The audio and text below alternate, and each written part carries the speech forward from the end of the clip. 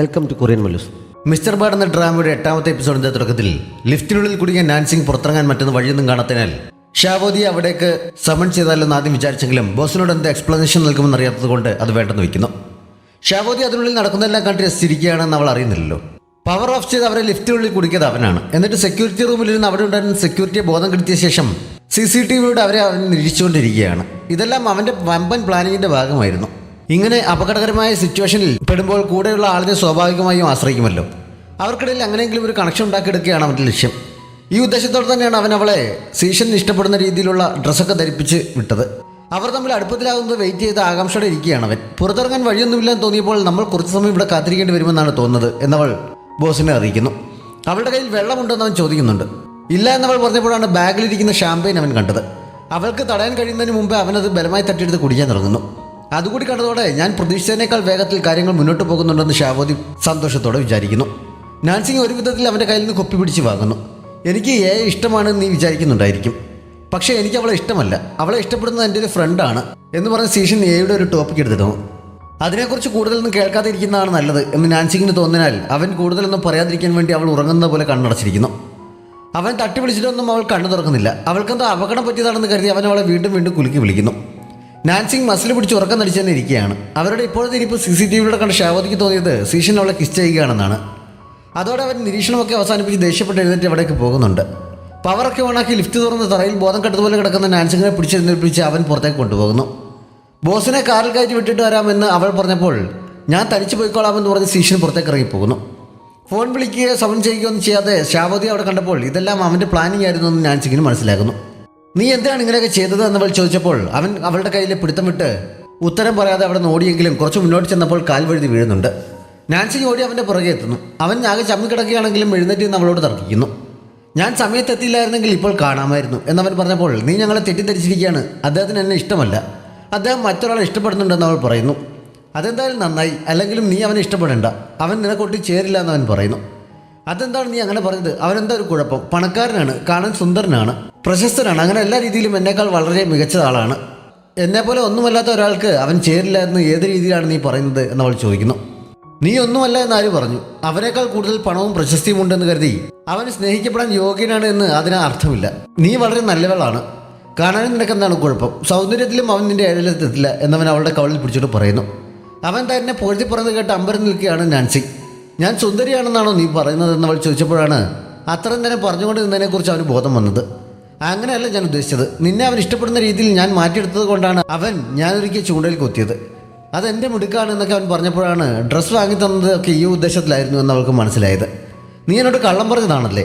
ഞാൻ ശരിക്കും നിന്നെ വിശ്വസിച്ച് പോയി. എനിക്ക് ബോസിനോട് അങ്ങനെ ഒരു ഇഷ്ടമില്ലെന്ന് ഞാൻ എത്ര തവണ നിന്നോട് പറഞ്ഞതാണ് എന്നൊക്കെ ചോദിച്ച് അവൾ ദേഷ്യപ്പെടുന്നു. കള്ളം പൊളിയതോടെ അവൻ ഓടി രക്ഷപ്പെടുന്നു. നിന്നെ ഞാൻ ഇനി ഒരിക്കലും വിശ്വസിക്കില്ല എന്ന് അവൾ പുറകിൽ നിന്ന് വിളിച്ചു പറയുന്നുണ്ട്. വീട്ടിലെത്തിയ ഷാവോദി ഇടയ്ക്കിടെ ജനലെടുത്ത് നിന്ന് നാൻസിങ് വരുന്നുണ്ടെന്ന് ചെക്ക് ചെയ്യുന്നുണ്ട്. കുറേ സമയം കഴിഞ്ഞപ്പോഴും അവളെ കാണാത്തതിനാൽ അവൻ ആകെ അസ്വസ്ഥനാകുന്നു. മുറിലൂടെ അങ്ങോട്ടും ഇങ്ങോട്ടും നടക്കുന്നതിനിടയിൽ പുറത്താരോ വരുന്നത് പോലെ നോക്കിയപ്പോൾ നാൻസിങ് സ്റ്റെപ്പ് കയറി വരുന്നത് കാണുന്നു. അവൾ വന്നാലും ഇല്ലെങ്കിലും എനിക്കെന്താന്ന് ചിന്തിച്ചൊന്ന് മാറി നിന്നിട്ട് വീണ്ടും നോക്കിയപ്പോൾ അവൻ അവിടെ നിൽക്കുന്നത് അറിയാവുന്ന പോലെ നാൻസിങ് വാതിലിന് പുറത്ത് നിന്ന് അവൻ ഇടിക്കാനായി കൈ ഓങ്ങുന്നു. ഇടി കണ്ടതുപോലെ അവൻ പേടിച്ച് മാറുന്നുണ്ട്. നാൻസിങ് ഒരുപാട് ലേറ്റായാണ് വന്നതെങ്കിലും അമ്മ അവളെ വെയിറ്റ് ചെയ്തിരിക്കുന്നുണ്ടായിരുന്നു. അവളുടെ ഡ്രസ്സും ഹൈ ഹീൽസും ഒക്കെ അപ്പോഴാണ് അമ്മ കാണുന്നത്. അവർ അതിനെക്കുറിച്ച് ചോദിച്ചപ്പോൾ അവൾ കണ്ണാടിക്ക് മുന്നിൽ ചെന്ന് ഈ ഡ്രസ്സ് എനിക്ക് ചേരുന്നില്ലേ, എന്നെ കാണാൻ ഒട്ടും ഭംഗിയില്ല എന്നൊക്കെ ചോദിക്കുന്നു. നിന്നെ കാണാൻ ഭംഗിയില്ല എന്ന് ആരാണ് പറഞ്ഞത്? ഞാൻ കഴിഞ്ഞാൽ പിന്നെ ഈ ലോകത്തിലേക്ക് ഏറ്റവും വലിയ സുന്ദരി നീയല്ലേ എന്നൊക്കെ അമ്മ കളിയായി പറയുന്നു. എന്നെ കാണാൻ വലിയ കുഴപ്പമില്ല എന്ന് തന്നെയാണ് എനിക്ക് തോന്നിയിട്ടുള്ളത്, പക്ഷേ ഇന്ന് വരെ ആരോടും എന്നോട് അതിനെക്കുറിച്ച് പറഞ്ഞിട്ടില്ല എന്ന് നാൻസിങ് ചെറിയ വിഷമത്തോടെ പറയുന്നു. ആരും പറഞ്ഞിട്ടില്ല എന്ന് അത്ഭുതത്തോടെ അമ്മ ചോദിച്ചപ്പോൾ കുറച്ചു മുമ്പ് ഷാവോദി പറഞ്ഞതോർത്ത് ഒരാൾ പറഞ്ഞിട്ടുണ്ട്, പക്ഷെ അവൻ്റെ കള്ളനാണ്, പറയുന്നൊന്നും വിശ്വസിക്കാൻ പറ്റില്ല എന്ന് അവൾ പറയുന്നു. അവൻ കള്ളനാണെന്നുള്ളത് കാര്യമാക്കണ്ട, ഒരാളെങ്കിലും പറഞ്ഞല്ലോ എന്ന് പറഞ്ഞ് അമ്മ അവളെ ആശ്വസിപ്പിച്ച് ഉറങ്ങാനായി പോകുന്നു. ഷാവോദി ഈ സമയം നെഞ്ചിൽ കൈവച്ചുകൊണ്ട് ആകെ കൺഫ്യൂഷനിൽ നിൽക്കുകയാണ്. നാൻസിങ്ങിനെ കുറിച്ച് ഓർക്കുമ്പോൾ തന്നെ അവൻ്റെ നെഞ്ചിരിപ്പ് വല്ലാതെ കൂടുന്നു. ലിഫ്റ്റിൽ വെച്ച് സീഷൻ അവളെ കിസ് ചെയ്യാൻ പോവുകയാണ് എന്ന് കണ്ടപ്പോഴും അവൻ അങ്ങനെ തന്നെ ആയിരുന്നു. എനിക്കിതെന്താണ് സംഭവിക്കുന്നത്? ഞാൻ ശരിക്കും അവളുമായി പ്രണയത്തിലായെന്ന് ചിന്തിച്ച് അവൻ ആകെ വട്ടുപിടിക്കുന്നു. അതിനെക്കുറിച്ച് ചിന്തിച്ച ഒരു കാര്യത്തിലും അവന് ശ്രദ്ധിക്കാൻ കഴിയുന്നില്ല. പേസ്റ്റിന് പകരം ഷേവിംഗ് ക്രീം വെച്ച് അവൻ പല്ല് തേക്ക് വരെ ചെയ്യുന്നുണ്ട്. കിടന്നിട്ട് ഉറങ്ങാനും കഴിയുന്നില്ല. അവസാനം ഇവിടെ ഇങ്ങനെ ഇരുന്ന് തല പോയിക്കുന്നതിനേക്കാൾ നേരിട്ട് പോയി കൺഫേം ചെയ്യാമെന്ന് വിചാരിച്ച് അവൻ അവളുടെ ബെഡ്റൂമിലെത്തുന്നു. അവളുടെ ബെഡ് തനിക്കിൽ കുത്തിയിരുന്ന് ഉറങ്ങിക്കിടക്കുന്ന അവളെ അവൻ കുറേ നേരം നിരീക്ഷിക്കുന്നുണ്ട്. ഉറക്കത്തിനിടയിൽ നാൻസിങ് കീഴ്വായി വിടുകയും ഇടയ്ക്ക് തിരിഞ്ഞിടക്കുന്നതിനിടയിൽ അവൻ്റെ മുഖത്തിട്ടൊരെണ്ണം പൊട്ടിക്കുകയും ഒക്കെ ചെയ്യുന്നുണ്ട്. കുറച്ച് സമയം അവിടെ നിന്നിട്ട് പ്രത്യേകിച്ച് ഹൃദയമിടിപ്പൊന്നും കൂടാത്തതിനാൽ പേടിച്ചതുപോലെ തനിക്ക് അവളോട് ഇഷ്ടമൊന്നുമില്ല എന്ന് അവൻ ഉറപ്പിക്കുന്നു. സന്തോഷം കൊണ്ട് അവൻ അവിടെ നിന്ന് തുള്ളിച്ചാടുന്നുണ്ട്. എങ്കിലും പോകാൻ നേരം അവളുടെ പുതപ്പ് മാറി കിടക്കുന്നതുകൊണ്ട് അവനത് നേരെ എടുത്തിട്ട് കൊടുക്കുന്നുണ്ട്. രാവിലെ ഉണർന്ന നാൻസി പുതപ്പിനുള്ളിൽ ചുരുട്ടി വെച്ചതുപോലെ കിടക്കുന്നത് കണ്ട് ഇന്നലെ ഞാൻ ഇങ്ങനെയാണോ ഉറങ്ങിയതെന്ന് ചിന്തിക്കുന്നു. ഷാവതി അവിടെ രാത്രി സന്ദർശനം നടത്തിയൊന്നും അവൾ അറിയുന്നില്ലല്ലോ. അന്ന് അവൾ പഴയ സ്റ്റൈലിൽ തന്നെയാണ് ഡ്രസ്സ് ചെയ്തത്. അമ്മ അതിനെക്കുറിച്ച് ചോദിച്ചപ്പോൾ ഡ്രസ്സിങ്ങിലൊന്നും ഒരു പ്രാധാന്യവുമില്ല. ജോലിസ്ഥലത്തെ എൻ്റെ മാനസികാവസ്ഥയാണ് എനിക്കങ്ങനെ പെർഫോം ചെയ്യാൻ കഴിയുന്നു എന്നുള്ളതിൽ പ്രധാനം എന്നവൾ പറയുന്നു. അമ്മ അത് ശരിവെക്കുന്നുണ്ട്. നാൻസി ഓഫീസിൽ പോകാൻ ഇറങ്ങിയപ്പോൾ ഷാവതി താഴെ വെയിറ്റ് ചെയ്യുന്നുണ്ടായിരുന്നു. പക്ഷേ അവൾ അവനെ മൈൻഡ് ചെയ്യാതെ മുന്നോട്ട് നടക്കുന്നു. പിണക്കം തീർക്കാൻ തലേദിവസത്തെ സംഭവത്തിൽ സോറി പറഞ്ഞവൻ പുറകെ ചെല്ലുന്നുണ്ട്. പക്ഷേ നീ നല്ലവനാണെന്ന് ഞാൻ ഇടയ്ക്ക് കരുതിപ്പോയി, അത് തെറ്റായിരുന്നു അതെനിക്ക് മനസ്സിലായി, ഇനി എന്നോട് മിണ്ടാൻ വരണ്ട എന്ന് പറഞ്ഞ് അവൾ അവിടെ നിന്ന് പോകുന്നു. അവൻ ശരിക്കും വില്ലനാണെന്നുള്ള കാര്യം മറന്നുപോയതാണ് എനിക്ക് പറ്റിയ തെറ്റ് എന്ന് മുന്നോട്ട് നടക്കുന്നതിൽ അവൾ സ്വയം പറയുന്നുണ്ട്. അവൾ ഓഫീസിൽ ചെന്ന് ലിഫ്റ്റിൽ കയറാൻ നിൽക്കുമ്പോൾ സീഷനും അവിടെ എത്തുന്നു. തലേദിവസത്തെ സംഭവം പുറത്ത് രണ്ടുപേർക്കും പരസ്പരം മിണ്ടാൻ ചെറിയ ചമ്മലുണ്ട്. ലിഫ്റ്റ് ഓപ്പണായപ്പോൾ അതിലേക്ക് കയറാനും രണ്ടുപേരും തമ്മിൽ ചെറിയൊരു മത്സരം നടക്കുന്നു. ആരാദ്യം കയറുമെന്ന് സംശയിച്ച് നിൽക്കുമ്പോൾ വേറൊരു ലേഡി ധൃതി പിടിച്ച് വന്ന് അതിനുള്ളിലേക്ക് കയറുന്നു. രണ്ടുപേരും വീണ്ടും വാതിൽക്കൽ സംശയിച്ച് നിൽക്കുന്ന കണ്ട് നിങ്ങൾ വരുന്നില്ല എന്നവർ ചോദിച്ചപ്പോൾ രണ്ടുപേരും ഒരുപോലെ അകത്തേക്ക് കയറുന്നുണ്ട്. ലിഫ്റ്റിൽ നമ്പർ പ്രസ് ചെയ്തത് അവരാണ്. രണ്ടുപേരും ഒരേ ഫ്ലോർ നമ്പർ തന്നെ പറഞ്ഞപ്പോൾ അവർ സംശയത്തോടെ നോക്കുന്നുണ്ട്. ബോസിന് ഇന്നലെ രാത്രിയിലെ സംഭവം ഓർമ്മ ഉണ്ടാകല്ലേ എന്ന് നാൻസി പ്രാർത്ഥിച്ചുകൊണ്ട് നിൽക്കുമ്പോഴാണ് ഇന്നലെ നടന്നതൊന്നും ആരോട് പറയരുത് എന്ന് പറഞ്ഞ് അവൻ മെസ്സേജ് അയച്ചത്.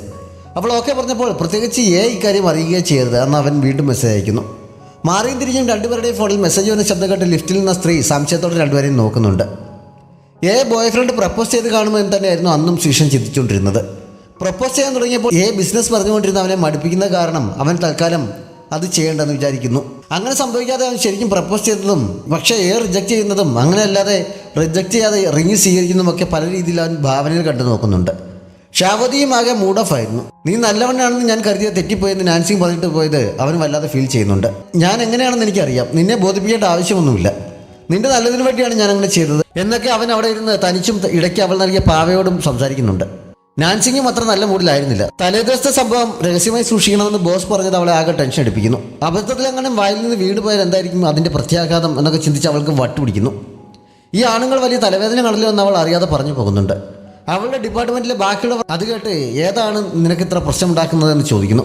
അവൾ മറുപടി പറയാതെ ആയപ്പോൾ ഇന്നലെ നിനക്ക് ഓവർ ടൈം ജോലി ഉണ്ടായിരുന്നല്ലോ, പുറത്തു പോകാനൊന്നും സമയം കിട്ടിയില്ലല്ലോ, അപ്പോൾ ബോസാണോ നിന്നെ പ്രശ്നത്തിലാക്കിയത് എന്നൊക്കെ അവർ പലതും മോഹിച്ച് ചോദിക്കാൻ തുടങ്ങുന്നു. അവർക്കെന്ത് മറുപടി നൽകണമെന്നറിയാതെ രക്ഷപ്പെടാൻ ഒരു വഴിയില്ലാതെ നിൽക്കുമ്പോഴാണ് അവളുടെ ഫോണിലേക്ക് ഷാവതി വിളിച്ചിട്ട് ഞാൻ പുറത്ത് നിൽപ്പുണ്ട്, ഇങ്ങോട്ടേക്ക് ഒന്ന് ഇറങ്ങി വരാൻ പറയുന്നത്. നീ വിളിക്കുമ്പോൾ ഞാൻ എന്തിനാണ് വരുന്നതെന്ന് ചോദിച്ചാൽ ആദ്യം അവൾ ദേഷ്യപ്പെടാൻ തുടങ്ങിയെങ്കിലും അപ്പോഴത്തെ സാഹചര്യത്തിൽ നിന്ന് രക്ഷപ്പെടാൻ പറ്റിയൊരു വഴിയാണെന്ന് തോന്നിയതിനാൽ ഇപ്പോൾ തന്നെ വരാമെന്ന് പറഞ്ഞ് പുറത്തേക്ക് ഓടുന്നുണ്ട്. അവളെ കണ്ടപ്പോഴേ അവൻ പോക്കറ്റിൽ നിറച്ചിരുന്ന നോട്ടുകെട്ട് കാണിച്ച് മയക്കാൻ ഒരു ശ്രമം നടത്തുന്നുണ്ട്.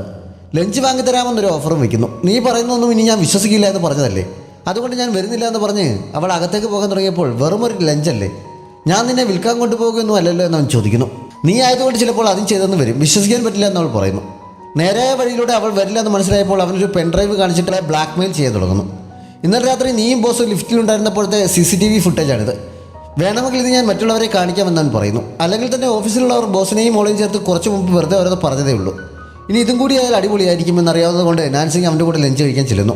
പക്ഷേ ഫുഡ് ഓർഡർ ചെയ്യാതെ അവൾ പിണങ്ങി തന്നെ ഇരിക്കുന്ന കണ്ടപ്പോൾ അവൻ പെൻഡ്രൈവ് അവൾക്ക് തിരികെ നൽകുന്നു.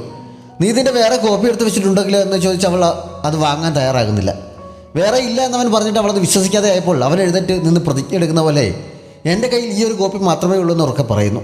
മറ്റുള്ളവർ ശ്രദ്ധിക്കുന്നത് കണ്ടപ്പോൾ അവൾ അവനോട് ഇരിക്കാൻ പറയുന്നുണ്ട്. മാത്രമല്ല വിശ്വാസമാണെന്ന് പറഞ്ഞ് പെൻഡ്രൈവും എടുക്കുന്നു. കോസ്റ്റ്ലി ആയിട്ടുള്ള റെസ്റ്റോറൻ്റ് ആയതുകൊണ്ട് മെനുവിൽ നോക്കി അവൾ ഒന്നും ഓർഡർ ചെയ്യാതിരിക്കുന്ന കണ്ട് അവൻ തന്നെ അവൾക്ക് ഇഷ്ടപ്പെട്ട പിസയും മറ്റും ഓർഡർ ചെയ്യുന്നു. ഇവിടെ എത്തിയതിന് ശേഷം ഇതുവരെ ഐസ്ക്രീം കഴിക്കാൻ കഴിഞ്ഞിട്ടില്ല, അതുകൊണ്ട് ഐസ്ക്രീം ട്രൈ ചെയ്ത് നോക്കിയാൽ കൊള്ളാമെന്നുണ്ടെന്ന് അവൻ പറഞ്ഞപ്പോൾ അവൾ മെനു വാങ്ങി നോക്കുന്നു. ഐസ്ക്രീം മാത്രമല്ല അടുത്തിടെ ഇറങ്ങിയ എസ്കേപ്പ് റൂം ഗെയിമും എനിക്ക് ട്രൈ ചെയ്യണമെന്ന് ആഗ്രഹമുണ്ട് എന്നവൻ അപ്പോൾ പറയുന്നു.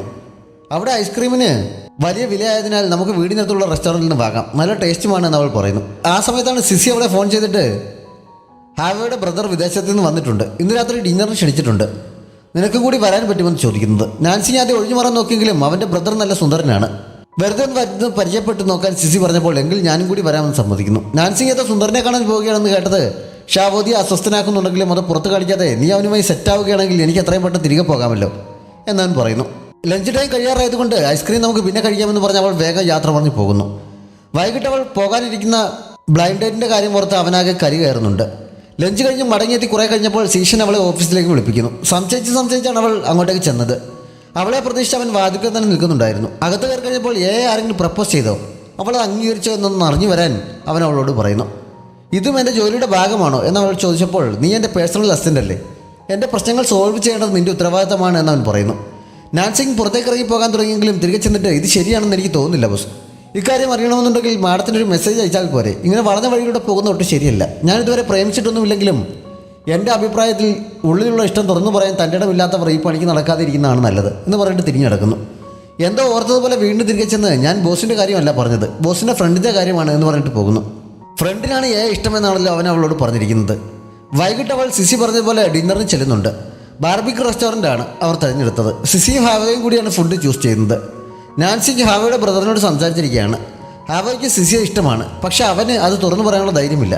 അവളുടെ കൂടെ നിന്ന് നാളെ നമുക്കൊരു സിനിമയ്ക്ക് പോയാലെന്നൊക്കെ അവൻ ചോദിക്കുന്നുണ്ടെങ്കിലും അവളൊന്നും ശ്രദ്ധിക്കാതെ അവൻ്റെ ബ്രദറിനെ കുറിച്ച് തന്നെ ചോദിച്ചുകൊണ്ട് നിൽക്കുകയാണ്. അവൾക്ക് ഇഷ്ടമുള്ള പിസ്സ കിട്ടുന്ന ഒരു റെസ്റ്റോറൻറ്റ് സെലക്ട് ചെയ്തിട്ടുണ്ട് എന്നവൻ പറഞ്ഞപ്പോൾ എങ്കിൽ നമുക്ക് നിൻ്റെ ബ്രദറിനെ കൂടി വിളിച്ചാലോ എന്നവൾ ചോദിക്കുന്നു. ബ്രദറിന് നല്ല തിരക്കുണ്ട് എന്ന് പറഞ്ഞ് അവനത് ഒഴിവാക്കുന്നു. അവൻ്റെ ബ്രദർ നാൻസിങ്ങിനോട് കാര്യമായി സംസാരിച്ചുകൊണ്ടിരിക്കുകയാണ്. ഈ സമയത്ത് നമ്മുടെ ഷാവതി അവിടെ എത്തുന്നുണ്ട്. നാൻസിങ്ങും അവനും തമ്മിൽ സംസാരിക്കുന്നത് കണ്ടിട്ട് ഷാവതിക്ക് തീരെ സഹിക്കുന്നില്ല. ബാർബിക്ക് റെഡിയായിരിക്കുന്ന ആളിന് കുറച്ച് ക്യാഷ് കൊടുത്ത് മണി അടിച്ചിട്ട് അവൻ അയാളുടെ സഹായിയായി അവിടെ കൂടുന്നു. തിരിച്ചറിയാതിരിക്കാൻ മുഖത്തൊരു മാസ്കും എടുത്ത് വെക്കുന്നു. ഇതിനിടയിൽ അവർ ബിയർ കഴിക്കാൻ തുടങ്ങിയിരുന്നു. ദേഷ്യം തീർക്കാൻ അവൻ അവരുടെ ബാർബിക്കിൽ മുളക് പൊടി നന്നായി ചേർത്ത് കൊടുക്കുന്നുണ്ട്. അവ ഫുഡ് എടുക്കാനായി വന്നപ്പോൾ കാണാതിരിക്കാൻ ഫോൺ വിളിക്കുന്ന പോലെ അവൻ തിരിഞ്ഞു നിൽക്കുന്നു. കഴിച്ചു കഴിഞ്ഞപ്പോൾ അവിടെ തന്നെയുള്ള പൂളിൽ കളിക്കാമെന്ന് സിസി സജസ്റ്റ് ചെയ്യുന്നു. ഹവയുടെ ബ്രദർ കളിക്കാൻ അറിയില്ല എന്ന് പറഞ്ഞപ്പോൾ ഞാൻ പഠിപ്പിച്ചു തരാം എന്ന് പറഞ്ഞ് നാൻസിങ് അവനെ വിളിച്ചുകൊണ്ട് പോകുന്നു. ഷാവതി അത് കേട്ട് കൺട്രോൾ വിട്ട് അവളെ തടയാനായി എഴുന്നേറ്റ് മുന്നോട്ട് ചെന്നെങ്കിലും പെട്ടെന്ന് തിരിഞ്ഞു പോകുന്നുണ്ട്. പറഞ്ഞതുപോലെ തന്നെ നാൻസിങ് ഹാവയുടെ ബ്രദറിൻ്റെ കൂടെ നമ്മുടെ കയ്യിൽ പിടിച്ചും മറ്റും കളിക്കാൻ സഹായിക്കുന്നു. അതുകൂടി കണ്ടപ്പോൾ ഷാവതിക്ക് ഇനി കണ്ടിരിക്കാൻ വയ്യാതെ അവിടെ എഴുന്നേറ്റ് പോകുന്നുണ്ട്. ഈ സമയമെല്ലാം എയുടെ കാര്യം ചിന്തിച്ച് ഒരുമാതിരി ഭ്രാന്ത് പിടിച്ച അവസ്ഥയിലെത്തിയ സീഷൻ നാൻസിങ് പറഞ്ഞതുപോലെ അവളോട് നേരിട്ട് ചോദിക്കാം എന്ന് കരുതി രണ്ടും കൽപ്പിച്ച് ധൈര്യം സംഭരിച്ച് അവളുടെ ഓഫീസിലേക്ക് ചെല്ലുന്നു. പക്ഷേ അവളെ കണ്ടപ്പോൾ അവർ ധൈര്യമൊക്കെ ചോർന്നു പോകുന്നുണ്ട്. എന്തോ കഴിച്ചുകൊണ്ടിരിക്കുന്ന അവൾ അവനെ കൂടി കഴിക്കാൻ ക്ഷണിക്കുന്നു. അവളുടെ അടുത്ത് ചെന്നപ്പോഴാണ് കഴുത്തിൽ മാലയില്ലെന്ന് അവൻ ശ്രദ്ധിച്ചത്. മാല എവിടെയെന്ന് അവൻ ചോദിച്ചപ്പോൾ ബോയ് ഫ്രണ്ടുമായി ബ്രേക്കപ്പായി, അതുകൊണ്ട് തിരികെ കൊടുത്തു. അവൻ വളരെ നല്ല ആളാണ്, പക്ഷേ എനിക്ക് ശരിയാവില്ല എന്നവൾ പറയുന്നു. ഫിഷന്റെ സന്തോഷം എത്രയാണെന്ന് പറയണ്ടല്ലോ. അവൻ അവിടെ നിന്ന് തുള്ളിച്ചാടാൻ തോന്നുന്നുണ്ട്. അവൻ എന്താണ് പറയാൻ വന്നതെന്ന് അവൾ ചോദിച്ചപ്പോൾ ഒന്നുമില്ല എന്ന് പറഞ്ഞ് അവൻ തിരികെ പോകുന്നു. തൻ്റെ മുറിയിലെത്തിയ ഉടൻ തന്നെ അവൻ നാൻസിങ്ങിനെ ഫോൺ ചെയ്ത് ബ്രേക്കപ്പായ വിവരം വലിയ സന്തോഷത്തിൽ അറിയിക്കുന്നു. അവളുടെ സഹായം കൊണ്ടാണ് ഇപ്പോൾ അതിനെക്കുറിച്ച് അറിയാൻ കഴിഞ്ഞത്. ഭാവിയിലും അവളുടെ ഭാഗത്ത് നിന്ന് ഇങ്ങനെയുള്ള സഹായങ്ങൾ പ്രതീക്ഷിക്കുന്നു എന്ന് പറഞ്ഞിട്ട് അവൻ ഫോൺ വയ്ക്കുന്നു. വീടിനടുത്തുള്ള ഒരു ഷോപ്പിൽ നിന്ന് എന്തൊക്കെ സാധനങ്ങൾ വാങ്ങിക്കൊണ്ട് നിൽക്കുകയായിരുന്ന നാൻസിങ് അവൻ്റെ കോൾ വന്നവിടെ ആകെ മൂഡ് ഓഫ് ആകുന്നുണ്ട്. അതുവരെ എടുത്ത സാധനങ്ങളെല്ലാം തിരികെ വെച്ച് അവൾ ബിയറും എടുത്തുകൊണ്ടാണ് അവിടെ നിന്ന് ഇറങ്ങിയത്. ഷോപ്പിന് പുറത്തു തന്നെ ഇരുന്ന് അവൾ അത് കഴിക്കുന്നുമുണ്ട്. ബുക്കിൽ വായിച്ചറിഞ്ഞതുപോലെയൊന്നുമല്ല യഥാർത്ഥ സീഷൻ എന്നത് അവളെ നിരാശയാക്കിയിരുന്നു. അദ്ദേഹം ഒട്ട് കൂളല്ല. ഒരു പെൺകുട്ടിയോട് ഇഷ്ടം തോന്നിയിട്ട് തുറന്നു പറയാനുള്ള ധൈര്യമില്ല. അവൾ ബ്രേക്കപ്പ് ആയപ്പോൾ അതിൽ സന്തോഷിക്കുന്നു. ബോസിന് തനിയെ സന്തോഷിച്ചാൽ പോരായിരുന്നു, എന്നെ കൂടി വിളിച്ചറിയിക്കേണ്ട ആവശ്യമുണ്ടായിരുന്നു. ഞാൻ നിങ്ങളുടെ അസിസ്റ്റൻ്റാണ്, ചങ്ക് ഫ്രണ്ട് അല്ല എന്നൊക്കെ അവൾ തനിയെ ഇരുന്ന് പറയുന്നുണ്ട്. നാൻസിങ് വീട്ടിലെത്താൻ ലേറ്റാകും തോറും ടെൻഷൻ കയറുന്നത് മുഴുവൻ ഷാവതിക്കാണ്. അവൾ ഇപ്പോഴും ബ്ലൈൻഡ് ഡേറ്റിലാണ് എന്നാണ് അവൻ കരുതിയത്. ആകെ ടെൻഷൻ അടിച്ചിരിക്കുമ്പോഴാണ് വാതിൽക്കൽ അവളുടെ മുട്ട് കേട്ടത്. വാതിൽ തുറക്കാതെ കുറച്ചു നേരം ജാറിയിട്ടിരുന്നെങ്കിലും അവൾ വീണ്ടും വാതിൽ മുട്ടി വിളിച്ചുകൊണ്ടിരുന്നതിനാൽ അവസാനം അവൻ എഴുന്നേറ്റ് വാതിൽ തുറക്കുന്നു. അവൻ ഐസ്ക്രീമായിട്ടായിരുന്നു അവൾ വന്നത്. അത് കണ്ടതോടെ അവൻ്റെ പിണക്കമൊക്കെ തീരുന്നു. നാൻസിങ് അത്യാവശ്യം നല്ല ഫോമിലായിട്ടുണ്ടായിരുന്നു. ഐസ്ക്രീം അവന് നൽകി അവൾ അവൻ്റെ കൂടെ ഇരിക്കുന്നു. അവൻ ആദ്യമായാണ് ഐസ്ക്രീം കഴിക്കുന്നത്. പതുക്കെ ഒരു സൈഡിൽ നിന്ന് കുറേശ്ശെ കഴിക്കുന്ന കണ്ടപ്പോൾ ഇപ്പോൾ തന്നെ ഇത് മെൽറ്റായി. നീ ഇങ്ങനെ കഴിച്ചുകൊണ്ടിരുന്നാൽ ഇത് മൊത്തം താഴെ പോകും. എങ്ങനെയാണ് കഴിക്കേണ്ടതെന്ന് ഞാൻ കാണിച്ചു തരാമെന്ന് പറഞ്ഞ് അവളത് കഴിക്കാനായി മുന്നോട്ട് ചെല്ലുന്നു. ഇത് ഞാൻ കഴിച്ചതല്ലേ എന്ന് പറഞ്ഞ് അവൻ മാറ്റി പിടിച്ചപ്പോൾ എന്നാലും എനിക്കും കഴിക്കാൻ തോന്നുന്നു എന്ന് പറഞ്ഞ് അവൾ മുന്നോട്ട് ചെന്ന് അത് വായിലേക്ക് വയ്ക്കുന്നുണ്ട്. അവൻ്റെ ഇപ്പോഴത്തെ ഹാർട്ട് ബീറ്റ് എത്രയായിരിക്കുമെന്ന് പറയണ്ടല്ലോ. അവൻ ഉയർന്ന നെഞ്ചിടിപ്പോടെ അവളെ നോക്കിയിരിക്കുന്നിടത്ത് ഈ എപ്പിസോഡ് അവസാനിക്കുന്നു. നമ്മുടെ ഫാമിലിയിൽ ബർത്ത്ഡേ ആഘോഷിക്കുന്ന സാത്വിക്, ദേവിക, സന എന്നിവർക്ക് കുറേ മല്ലൂസ് ഫാമിലിയുടെ ബർത്ത്ഡേ വിഷസ് അറിയിക്കുന്നു. ഈ ഡ്രാമ നിങ്ങൾക്ക് ഇഷ്ടപ്പെട്ടെങ്കിൽ നിങ്ങളുടെ അഭിപ്രായങ്ങൾ കമൻറ്റ് ബോക്സിലൂടെ ഉറപ്പായും അറിയിക്കണം. നമ്മുടെ ചാനൽ ഇതുവരെയും സബ്സ്ക്രൈബ് ചെയ്തിട്ടില്ലാത്ത കൂട്ടുകാർ സബ്സ്ക്രൈബ് ചെയ്യാനും ലൈക്ക് ചെയ്യാനും ഷെയർ ചെയ്യാനും മറക്കരുത്. Thanks for watching.